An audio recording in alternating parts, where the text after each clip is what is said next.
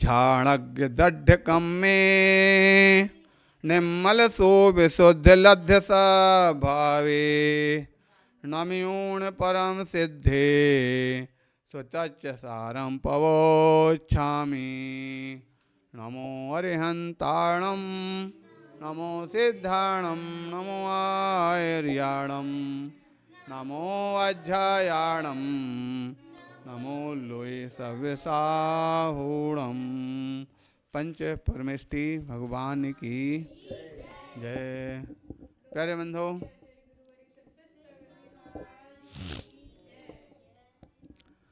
ग्रंथ तत्व सार में आचार्य भगवान भव्य जीवों के लिए निश्चय नय एवं व्यवहार नय से वस्तु तत्व का ज्ञान कराते हुए संदेश दे रहे हैं। वस्तु निश्चय नय से यह वस्तु किसको ग्रहण करती है? द्रव्य को। द्रव्य को निश्चय नय से वस्तु किसको ग्रहण करती है? द्रव्य को। खाली आत्मा को नहीं, सभी द्रव्यों को ग्रहण करती है। जब निश्चय नय किसकी बात करता है? द्रव्य की बात करता है। एक और द्रव्य, अगर जीव की आत्मा की बात करते हैं तो पुद्गल भी तो द्रव्य है, उसकी भी तो बात करता है। निश्चय नय से हम क्या हैं? चेतन हैं। जीव कैसा है? चेतन है। तो शरीर अचेतन भी है। ठीक है, इसलिए निश्चय नय से द्रव्य का कथन किया जाता, जिसको दूसरी भाषा में कह दें द्रव्यार्थिक नय। द्रव्यार्थिक नय द्रव्य का कथन करेगा और पर्यायार्थिक नय पर्याय का कथन करेगा। निश्चय नय वस्तु के शुद्ध स्वरूप का कथन करेगा और व्यवहार नय उसकी शुद्ध के अलावा अशुद्ध अवस्थाओं का ग्रहण करेगा। ठीक है, इस प्रकार से यह निश्चय नय से भी कथन किया और व्यवहार नय से भी कथन किया गया। दोनों अवस्थाओं को हमें ध्यान में रख करके और अपने बारे में सोचना है, हमारा क्या है और हमारा क्या नहीं है। जब हम इन दोनों विषयों पर प्रकाश डालते हैं तो हमारे लिए उस वस्तु का अच्छी तरह से भान और ज्ञान होता है। किंतु जब तक कोई व्यक्ति एकांत से एक वस्तु को ग्रहण करता है तब तक कभी भी उसके लिए वस्तु तत्व का भान और ज्ञान नहीं होता। अभी हमारा परसों क्लर्क कॉलोनी में जब वहाँ उपदेश चल रहा था तो हमने अपने प्रवचन में कहा कि संसार में कोई भी वस्तु ना तो पूर्णतः सत्य है और ना कोई पूर्णतः असत्य है। ठीक है, हमने कहा कोई भी वस्तु सत्य और असत्य नहीं है। जो कुछ भी सत्य और असत्य होता है सब अभिप्राय से सत्य होता है, अभिप्राय से ही असत्य होता है। ठीक है कि नहीं? अभिप्राय से सत्य और अभिप्राय से असत्य। कैसे? जिस प्रकार से कोई भी जीव अज्ञानी है, जिसने कभी भी सम्यक श्रद्धा को नहीं जाना, जो संसार में जीव और अजीव के भेद को कभी उसने सुना और जाना नहीं है, वो जीव कैसे मानता है? जो अपना इस शरीर से सहत अपन बैठे हैं इसको ही जीव मानता है। और लोक व्यवहार में कहा भी जाता है ये 3 इंद्रिय जीव है, ये 4 इंद्रिय जीव है, ये पंचेंद्रिय जीव है। तो ये 3 इंद्रिय, 4 इंद्रिय, पंचेंद्रिय ये जीव, एक कथन सही है क्या? ठीक है, हाँ बिल्कुल सही है। किससे? व्यवहार नय से। तो संसार के अंदर कोई जीव कहता वाह ये तो 3 इंद्रिय जीव है, वाह ये तो मनुष्य है। ठीक है कि नहीं? तो जो संसार में उसकी अपेक्षा से कथन बिल्कुल सत्य है कि नहीं? ये 3 इंद्रिय जीव है, उसकी अपेक्षा से बिल्कुल कथन वो 3 इंद्रिय ही मान रहा। ये मनुष्य है, ये पंचेंद्रिय जीव है, ये उसके अभिप्राय से पूर्ण रूप से सत्य है। किंतु अब दूसरा कोई कहने लग गया वाह जीव के तो इंद्रिय होते ही नहीं है, जीव तो अतीन्द्रिय होता है। समझ आ गया कि नहीं? तो सामने वाले का कथन क्या हो गया? झूठ हो गया कि नहीं हो गया, असत्य हो गया कि नहीं। और उसकी अपेक्षा से जो कह रहा नहीं जीव अतीन्द्रिय होता, भाव कैसे हो जाएगा अतीन्द्रिय। हमने तो हमेशा इस पर पढ़ा, सब शास्त्रों में पढ़ करके आ रहे हैं। आचार्य भगवान तो ने बड़े बड़े शास्त्रों में लिखा, कुंदकोन स्वामी ने लिखा कि चींटी 3 इंद्रिय जीव होता है और मनुष्य पंचेंद्रिय होता है। अब बताओ तो आचार्य कुंदकोन स्वामी ने गलत बोला है क्या? भगवान महावीर स्वामी की वाणी को तो बोला, भगवान महावीर झूठे थे क्या? भगवान महावीर स्वामी ने झूठ बोला है, इसका मतलब महावीर भगवान स्वामी झूठे थे?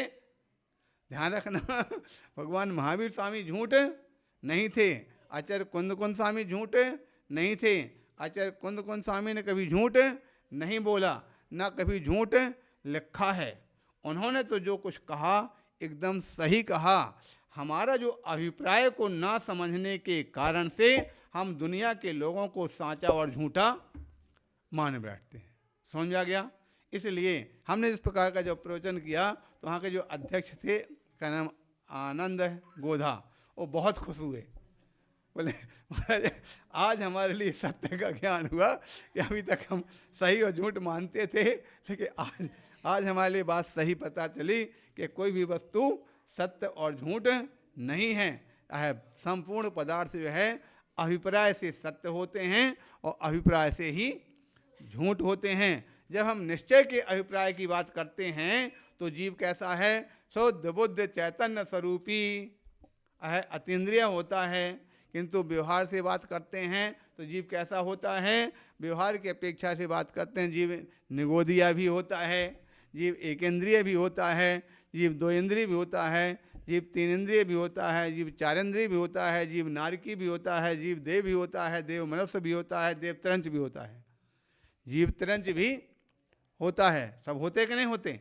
इसलिए यहाँ पर कथन किया जाता है कि हमारे लिए वस्तु तत्व को दोनों तरह से समझना, ठीक है, दोनों अपेक्षाओं से समझना। और 2 ही नहीं, वस्तु के अंदर अनेक अपेक्षाएं हो सकती। निश्चय और व्यवहार कहने के तो 2 चीजें हैं, लेकिन निश्चय में तो भेद नहीं है, व्यवहार में तो अनेक भेद होते हैं। जैसे वो कथन किया जाता ना, अर्पित अनर्पित सिद्ध हैं, ठीक है। एक वस्तु मुख्य होती है, से सभी गौड़ होती है। तो मुख्य तो एक हो सकती है, लेकिन गौड़ कितनी है? मुख्य तो एक हो सकती है, लेकिन गौड़ तो अनेक हैं। शरीर, आप किसी मोहल्ले का मुखिया, जो क्या बोलते हैं आप लोग, पार्षद है, वो पार्षद तो एक हो सकता है, लेकिन जनता कितनी है? वो कितने लोगों में मुखिया एक बना हुआ है। तो इसी प्रकार से निश्चय तो भले ही एक हो, लेकिन व्यवहार के तो अनेक रूप होते हैं, व्यवहार के अनेक भेद होते हैं। अरे एक ही पर्याय में कितने भेद बन जाते हैं किसी जीव के। पहले बालक हुआ, बालक से किशोर हुआ, युवा हुआ, प्रौढ़ हुआ, वृद्ध हुआ, जन्म हुआ, मृत्यु हुई, कितने सारे रूप बन गए, ठीक है। तो इस प्रकार से व्यवहार में, पर्याय में अनेक भेद हैं, लेकिन निश्चय में कोई विशेष भेद नहीं होते हैं। निश्चय तो एक ही होता है, मुख्य तो एक होता है, लेकिन अमुख्य अनेक होते हैं, प्रधान एक होता है, लेकिन अप्रधान अनेक होते हैं। तो हमारे लिए वो प्रधान को प्रधान रूप समझना है, अप्रधान को अप्रधान रूप समझना है, मुख्य को मुख्य रूप समझना है, गौड़ को गौड़ रूप समझना है। एक में ही अटक करके नहीं रहना। जो एक में अटक जाएगा वो भटक जाएगा, और जो अनेक में जाएगा वह अनेक को में जाएगा वो सलह जाएगा। इसलिए यहाँ पर आचार्य भगवान भव्य जीवों के लिए निश्चय से भी और व्यवहार से भी दोनों प्रकार से वस्तु तत्व का व्याख्यान कर रहे हैं, वस्तु तत्व को समझा रहे हैं। कहने के लिए तो पूरा शरीर एक है, लेकिन अंगोपांगों की अपेक्षा बात करो तो कितने सारे हो गए। शरीर में आँख भी है, कान भी है, मुख भी है, नाक भी है, बाल भी है, हाथ भी है, उंगलियां भी है, पैर भी है, कमर भी है, पेट भी है, छाती भी है, क्या क्या नहीं है। समझ में आ गया? तो कहने के लिए तो शरीर एक है, लेकिन एक शरीर में कितने अंग हैं? तो इस प्रकार से ये दोनों प्रकार का कथन, दोनों प्रकार की व्याख्या यहाँ पर आचार्य भगवान करते हुए भव जीवों को संदेश दे रहे थे। कल यहाँ पर जो पढ़ा गया था उसमें इस प्रकार से बताया था, कोई भव अपने इसके पश्चात कोई भव्य अपनी आत्मा का ध्यान करता है, वह कैसा होता है, ऐसी शंका को मन में धारण करके आचार्य बक्षमाण गाथा सूत्र का प्रतिपादन कर रहे हैं। इस प्रकार से यहाँ पर कथन किया गया था। कथन क्या बोलते हैं, अप्पाणम झायदि, जो अप्पाणम झायदि संयमेयम चेणायुतो सो हवै वीराओ निर्मल रणतो साहू। इस प्रकार से यहाँ कथन किया गया है, जो संवेदन चेतनादि उपयुक्ता अर्थात जो संवेदन चेतन इत्यादि से युक्त है, ऐसे साधु अप्पाणम यानी आत्मा को झाई ध्यान करते हैं।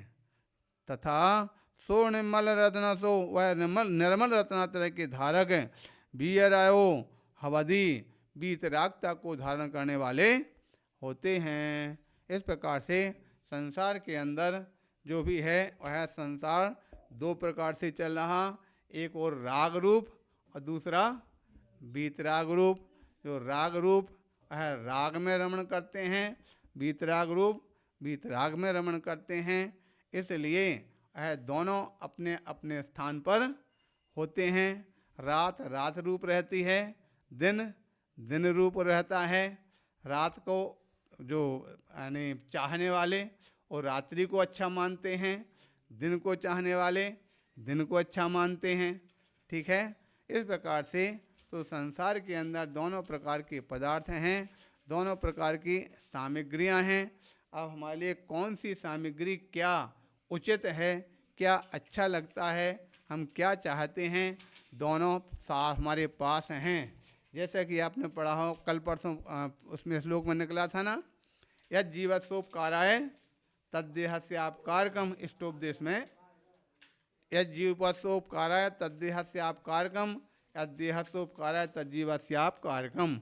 अर्थात ये दोनों चीज़ हमारे पास में है। एक और तो देह है, दूसरी आत्मा है। हमको किस में अपनी रुचि रखना चाहिए।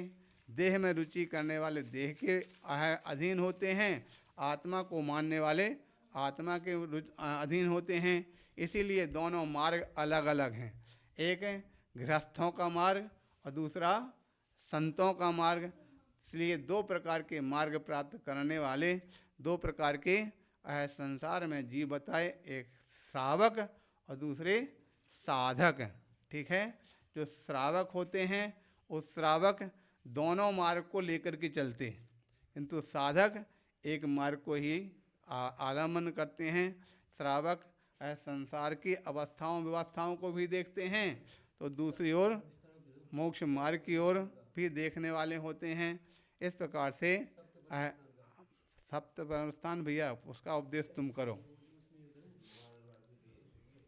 ठीक है लेकिन कुल मिलाकर के इतना जरूर यहाँ पर कहा गया कि श्रावक अपने श्रावकोचित कर्तव्य अथवा श्रावक अपने कर्तव्यों का ध्यान रखने वाला है, तो उसके द्वारा दोनों पथ चलते हैं। संसार का पथ भी चलता है उससे और परमार्थ का पथ भी चलता है। किंतु जो अपने परमार्थ से च्युत हो जाते हैं, परमार्थ को भूल जाते हैं, उस संसार में ही डूब जाते हैं। इसलिए हमेशा जब भी किसी का संयोग बनता है तो उस समय पर संयोग वाले के लिए उस समय घर का काम घर पे नहीं छोड़ते। शादी विवाह होता है तो शादी विवाह में एक बार नहीं 3 बार बार बार सारी प्रक्रिया होंगी, लेकिन फिर भी धर्मस्थल पर ले जाया जाता। क्यों ले जाया जाता? भैया तुम कहीं ऐसा ना हो उस संसार के राग रंग में ही भूल जाओ। तुम्हारा ये राग रंग तो है ही, साथ ही साथ दूसरा पथ तुम्हारा ये भी है। इस पथ का भी, इस स्थल का भी आपको अपने जीवन में ध्यान रखना। और साथ ही साथ जब उस प्रकार से क्या बोलते वो आपके फेरे पड़ते हैं तो उस समय पर क्या बोलते, वचन दिए जाते हैं, वचन दिए जाते हैं। और वचन देने में क्या बोलते हैं, भाई ध्यान रखना, धर्म के काम में तुम हमको कभी बाधा नहीं डालना। हम कोई धर्म का काम करें तो उस समय पर हमारे लिए सहयोगी बनना। तो हमको लगता कई बार बहुत सारे लोग तो ऐसे हैं जो सहयोगी बनते हैं। जब भी कहीं कोई कार्यक्रम होता है तो उसमें इंद्र बन करके, इंद्राणी बन करके, विधान पूजन में इंद्र बन करके बैठते हैं। कभी कभी ऐसा भी हो जाता है कि अगर इंद्राणी पूजन करने के लिए जाती है तो उनके भैया हम तो समय पर नहीं है, तुम अपना काम तुमको जो करना करो, लेकिन हमको बाधा मत डालो। तो इस प्रकार से वास्तविकता में तो यह है कि जब भी कहीं कोई धर्म, क्योंकि कभी भी कोई काम चलता तो एक अकेले से नहीं चलता। धर्म के काम हमेशा दो से चलते हैं। कहीं कोई विधान पूजन होना तो दोनों होना चाहिए, आहार देने के लिए जाना तो पड़गान करने के लिए राजा रानी दोनों होना चाहिए।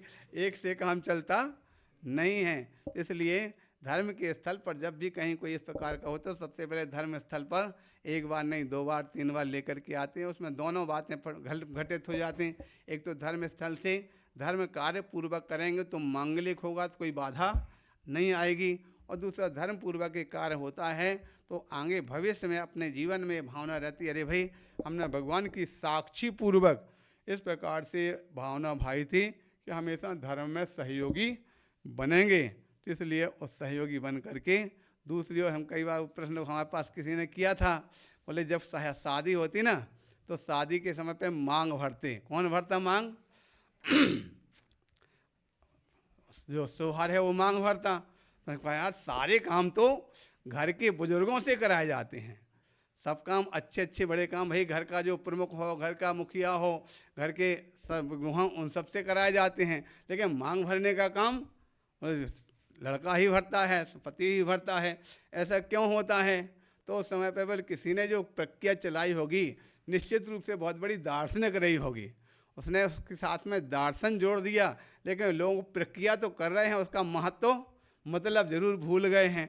कहने का तात्पर्य है जो मांग भरते हैं वह मांग भरने पर वह जो स्त्री लड़की उस सामने वाले के लिए बोलते भाई ध्यान रखना, अभी तक तो कुछ नहीं बिगड़ा, अब तुम मांग भर तो रहा, अगर हमारी जिंदगी भर मांगे पूरी करने की हिम्मत हो,